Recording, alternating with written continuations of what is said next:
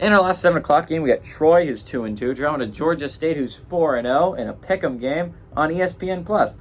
Didn't think I'd be talking about this game 5 weeks into the season, but here we are.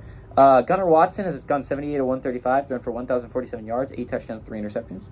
Kamani Vidal has had 79 carries for 514 yards and 2 touchdowns. On the ground, and Chris Lewis has had 12 catches for 245 yards and 2 touchdowns through the air. Darren Granger for the Panthers has gone 73 of 105, thrown for 994 yards, 7 touchdowns, 0 interceptions. Marcus Carroll's had 96 carries for 508 yards and 8 touchdowns. And Robert Lewis had 20 catches for 386 yards and 5 touchdowns. Troy leads the series all-time 5-4. Last 3 games have gone to Georgia State, though, ranging from 2019 to 2021. These two teams have played in 2 one-possession games. They're 1-1 in each. If you had told me I was talking about Troy, Georgia State, Week 5, I would have said, Troy upset Kansas State. I would have been shocked because I would not have expected Troy to be undefeated at this point. And they're not. Georgia State is the undefeated team, which is crazy to me.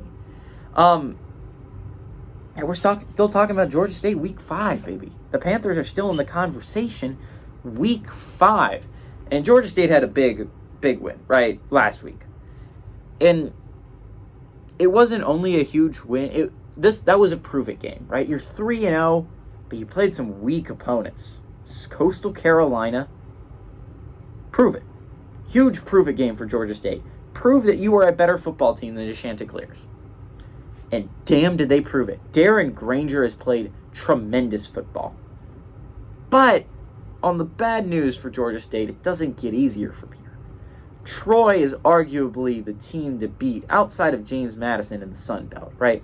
This is a tough Troy team. This is a Troy team that has 2 losses on the year, sure. One of them is to Kansas State. And the other one is in a tough loss to James Madison. Again, this is a really good Troy team that just has had a rough draw of opponents.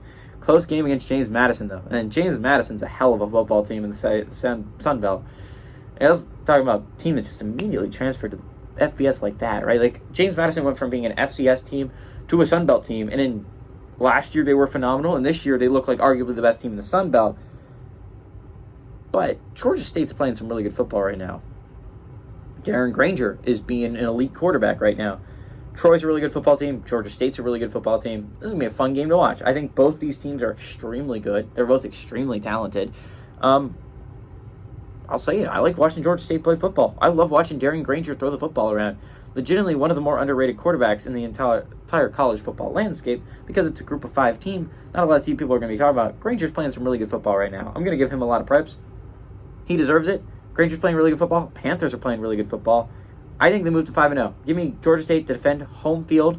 Give me talking about them in a couple weeks.